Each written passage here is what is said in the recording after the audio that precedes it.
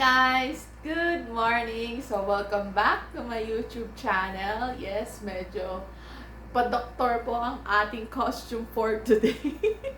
Dahil sasagutin ko na ang one of the most questions na nakikita ko in social media when it comes to health insurance, medical insurance, HMO, and PhilHealth. So, for today's video, I'm going to answer, ano-ano nga ba ang difference nito? Alin ba dapat ang unahin? And necessary ba na dapat meron ka lahat nun? So, if you want to know more about those stuff, please watch until the end of the video. So, I just want to clarify this para hindi na kayo malito. In the Philippines, as you know, things are much complicated than the other countries. Pag pumunta ka kasi sa ibang bansa and you talk about insurance, it covers all, whether it's life, pag kinuha ni Lord, health, pag nagkasakit, aksidente, pag na-aksidente, syempre accident nga. But here in the Philippines, it's a whole different story. So, kaya bear with me and sisimulan natin sa pag-define nung mga terminologies na yon. So, una, PhilHealth. So, alam nyo naman yan. PhilHealth is part of the government, provides assistance in case of mga health expenses, health issues related na mga expenses. So, ibig sabihin, if meron kang bill sa hospital, a part of it will be covered by PhilHealth. So, I think lahat naman tayo is familiar doon. And yun, binabawas yun. If you're an employee, binabawas yun every month as one of the mandatory contributions being an employee. Kung hindi naman ikaw employed, for example, you have business or you're a freelancer, it's you pay it voluntarily. So, ikaw talaga nagbabayad sa PhilHealth. Okay? So, pangalawang terminology na gagamitin natin is all about HMO. So, yung HMO, ito yung usually, sa mga employee ngayon, part na yan ng salary package or compensation package rather. So, ibig sabihin, a private company will shoulder yung mga expenses mo. And ano usually yung kinakover ng HMO? Ang kinakover ng HMO, usually it will be, una, mga inpatient. So, pag sinabing inpatient, guys, lahat ng gastos sa hospital once na na-confine ka. Kaya tinatawag siyang inpatient. You are in the hospital. Diba? Ang galing. And ano pa kinakover niya? Outpatient. Kinakover din niya. Ibig sabihin, kung wala ka sa labas, kung nasa labas ka ng hospital, hindi. So, ibig sabihin, hindi ka na-confine. So, usually, ito yung mga check-up sa doctor, mga laboratories, na hindi kailangan na i-confine ka sa hospital. Kaya, tinatawag siyang outpatient cost. And, sometimes din, kinocover yung mga surgeries. So, ang HMO, ang coverage nito is depending on the plan that you have. So, some of the plans, meron ako mga na-encounter na 90,000 pesos, some go up to 300,000 pesos. So, the limitation with that is until ganun lang yung HMO, mga few hundred thousand pesos. Yun yung mga na-encounter ko, So, ibig sabihin, hindi niya kaya i-cover yung mga malalaki pa. So, for example, ang gastos sa hospital, let's say, nasa 500,000 pesos, ang mangyayari is yung 500,000 pesos na bill mo, babawas mo na yung sa PhilHealth. So, pag nabawas na yung sa PhilHealth, ngayon, yung HMO naman yung sasalo ng natira. So, kung na-use up mo na, let's say, yung 300,000 na coverage mo for HMO, ibig sabihin, ikaw na magbabayad nung natitira from the 500,000 bill. So, trivia, this is one of the experiences na nakita ko personally or na-encounter ko personally.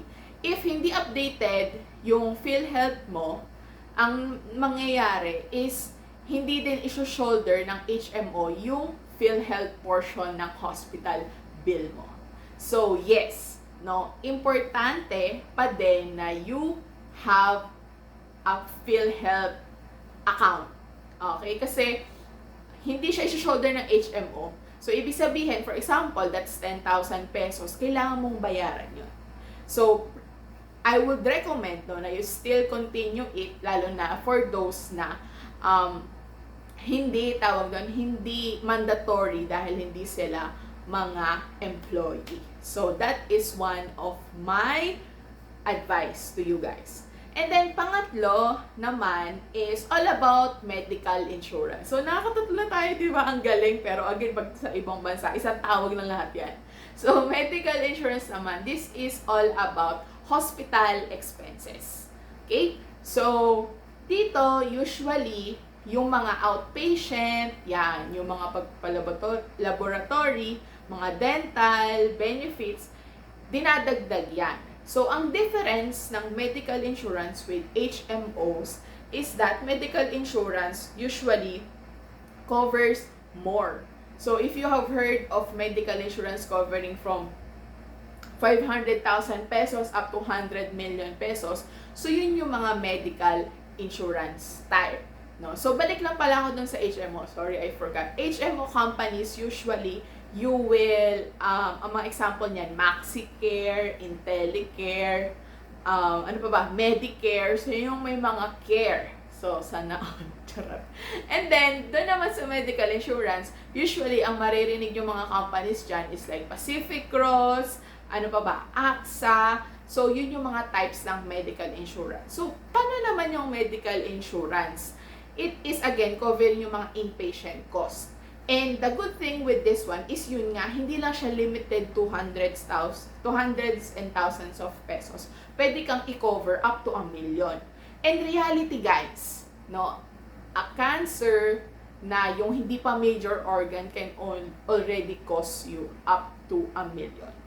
So, medical insurance is for those people na who doesn't want to worry kung magkakasya ba yung HMO nila, or if they can shoulder the hospital bills. So, there are types of plan wherein form of reimbursement siya. Ibig sabihin, after mo ma-hospitalize, ipapasa mo lahat ng requirements and then i-reimburse sa'yo yung nagastos, depende sa approval. Or, there are plans naman na wala ka ng cash outlay. So, what will be my advice on that one? If you can choose, no, I would advise to get yung walang cash outlay. Okay? So, I hope, no, okay pa tayo sa mga terminologies. And of course, the last one or the fourth one is all about health insurance. So, health insurance naman, these are the coverage, no, na ang ikino-cover niya is yung mga critical illness or life na din, life insurance. So, parehas lang, I would say na under lang yun ng isang company. So, ang mga companies na yan, no, like yan, AIA Philippines, Sun Life, ano pa ba, ProLife, yan, so health insurance. So, ang difference ng health insurance with those three is, ang prerequisite niya is kailangan merong diagnosis ng critical illness. So, it doesn't necessarily mean na maho-hospitalize ka. Diba? Yung tatlo kanina na PhilHealth, HMO, and then, what do you call this one? Yung medical insurance, kailangan na hospitalize ka doon kasi sasagutin nila yung gastos mo sa hospital. Ito, it doesn't require hospitalization. So, anong ibig sabihin? For example, if someone gets diagnosed with cancer, anong mangyayari? Gagawa lang ng report yung doctor. So, that will be usually na dahil ay mga laboratory doon makikita, 'di ba? So, hindi necessarily, so I would like to clarify, hindi mo hospital, no? Hindi necessarily rather na ma-confine ka sa hospital. So, basta merong proof that the doctor diagnosed you and let's say nagkaroon ng talagang illness and may proof, may report from the doctor. So, ibig sabihin, you can claim na for the insurance. So, again, ang health insurance, it will be really form of reimbursement. So, ibig sabihin, may proof ng doctor, ano mga requirements usually, may report from the doctor, kung nagpa-hospital, may SOA, and then valid ID. So, yun yung sinasubmit to the health insurance companies. So, kaya pag, ang tinatanong naman sa akin, pangalawang tanong, is that, paano naman, how much should I have for the health insurance? So, I would highly, as I do advising with my clients then, I highly advise to get at least 5 times of your annual salary. Kasi again, babalik tayo na it's really more form of reimbursement. And, yun nga let's be real, di ba? Kung kinuha ni Lord after magkaroon ng critical illness, ano na lang gagawin? Di ba? Yung funeral expenses, ganyan. But if not, nag-continue pa rin yung life. However, wala nang ganong capability na asikasuhin yung sarili or kayang i-manage yung sarili, mawawalan pa ng income. So, the next 5 years worth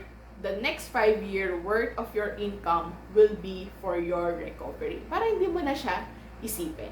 So, yun yung mga difference nung 4 na types ng health-related insurances here in the Philippines. So, ngayon, ang tanong naman sa akin is, ano ba dapat yung meron ako? Ano ba dapat unahin? So, I think nagbigay na rin ako ng tips last doon sa mga nasabi ko kanina. So, again, I would highly advise not to get PhilHealth. I know there are some issues about it, but in my case, in my experience, ang laking naging tulong nung PhilHealth to deduct to be deducted dun sa amount, the bill na na-experience ko.